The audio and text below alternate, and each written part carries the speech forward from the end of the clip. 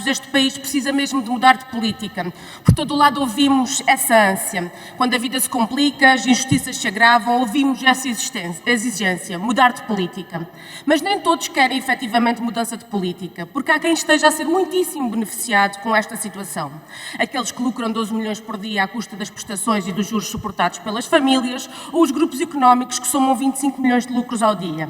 Mudar de política é uma necessidade para a esmagadora maioria da população, que trabalha, que vive do seu esforço, que precisa de serviços públicos em condições, para os que trabalharam uma vida inteira e não têm uma reforma para viver, para as centenas de milhares de crianças em risco de pobreza em Portugal. Não é uma necessidade para os 5% mais ricos que concentram nas suas mãos 42% de toda a riqueza nacional. Para esses, a política de direita está-lhes bem. Venha de onde vier, de um PS sem empecilhos, como lhe chamou um dos seus deputados, ou pela mão do PSD, CDS, Iniciativa Liberal ou Chega. Desde que continue tudo na mesma. E tudo deve mudar para que tudo fique como está. Sabem bem os donos disto tudo. E por isso é que começaram a financiar e a promover novos protagonistas para praticar a mesmíssima política de direita. Apostam em novas caras, novos representantes para os seus interesses, tendo a garantia que tudo ficará e tudo se manterá na mesma. O de cima sobe e o de baixo desce. Uma minoria com tudo e uma maioria com quase nada. É isso que explica que nos anos mais difíceis para o povo português sejam anunciados lucros recorde. O país não precisa de mais política de direita cor-de-rosa ou laranja, mais aprumadinha ou mais estridente. O país precisa de um verdadeiro safanão que reponha justiça nas nossas vidas, de mudanças reais, de uma política que resolva os problemas, e isso está nas mãos da maioria das pessoas, que todos os dias lutam por uma vida digna. Os trabalhadores nas empresas e locais de trabalho por todo o país lutam pelo aumento dos seus salários, contra a precariedade e a desregulação dos seus horários, pelos seus direitos. Milhares saem à rua pelo direito a ter um teto, pelo direito básico a ter uma casa para viver. A lei do arrendamento ao serviço da liberalização do mercado faz subir os preços e despeja famílias. O PS podia ter revogado a lei do governo PSD-CDS, mas quis mantê-la.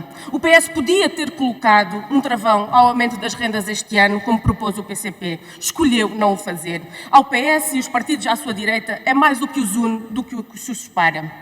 Também no favorecimento aos bancos, com as taxas de juros a fazer aumentar as prestações em centenas de euros. PS, PSD, Chega, Iniciativa Liberal tiveram a oportunidade de votar a proposta do PCP para sacrificar os lucros, mas preferiram sacrificar as famílias.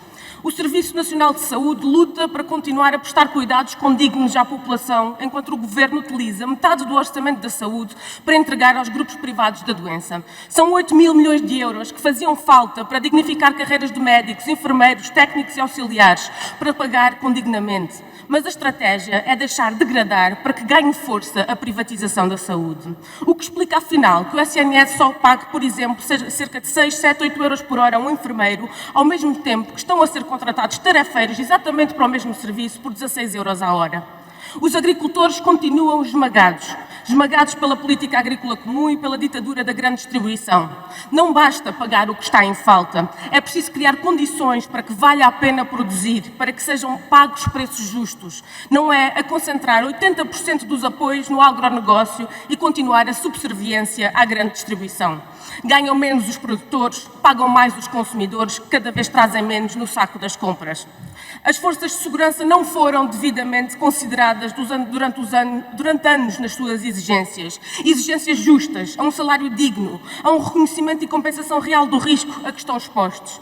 Ainda no final do ano passado, quando o PCP aqui trouxe o aumento do suplemento de risco, disseram que não havia dinheiro. Mentiram. Há e não é pouco. O Governo inscreveu de um Orçamento de Estado de 2023 para o Orçamento de 2024, benefícios fiscais para os grandes grupos económicos no valor de 1.600 milhões de euros. E aqui importa também questionar, e que todos se questionem, com tantos problemas, com tanta gente a receber poucos, tantos setores profissionais maltratados, entre eles as polícias, porque é que não ouvimos o PSD, a Iniciativa Liberal ou o Chega, nem sequer sussurrar sobre este escândalo? É porque nisto, meus senhores, estão todos juntos, todos do mesmo lado, todos dependentes e todos a servir os mesmos. Aumentaram de novo, em 2024, os preços nas telecomunicações e nos correios, preços que já eram dos mais elevados na Europa. E aí está a demonstração prática da falácia neoliberal. Setores completamente liberalizados, graças às privatizações do CTT e da PT, obra do PSD, CDS e do PS. Quando o PCP pôs em causa essas opções, uma vez mais, foi o coro da política de direita em uníssono a defender a entrega dos setores estratégicos a grupos económicos, por mais que isso prejudique o serviço prestado e o povo. O país não aguenta mais. Não aguentam também os profissionais da justiça, da educação, os bombeiros, os idosos, os jovens que querem fazer a sua vida neste país. Temos em breve uma oportunidade para mudar. Para mudar não só de caras, mas de política. Muitos já perceberam que para os lucros subirem desta maneira é preciso manter a política de baixos salários. Alguém está a ganhar com isso, mas não são certamente os trabalhadores, a maioria de nós. Muitos já perceberam que destruir os serviços públicos dá jeito a quem os quer privatizar. Muitos já perceberam que a promiscuidade entre o poder económico e o poder político se revela nestas opções que são tomadas. Muitos deixarão de se conformar e travarão combate às injustiças e às desigualdades crescentes entre quem produz a riqueza e quem dela se apropria. E sabem que é necessária outra política que responda aos problemas que persistem e ao agravamento dos déficits estruturais resultantes de décadas de política de direita praticada por todos estes protagonistas. Perante as crescentes incertezas e os desafios de um país cada vez mais submisso a interesses que não são os seus e a modelos económicos que não lhe servem, é tempo de usar o voto como uma arma para defender os valores da justiça e da solidariedade, dar uma mensagem clara de mudança e construí-la de facto com mais força à CDU.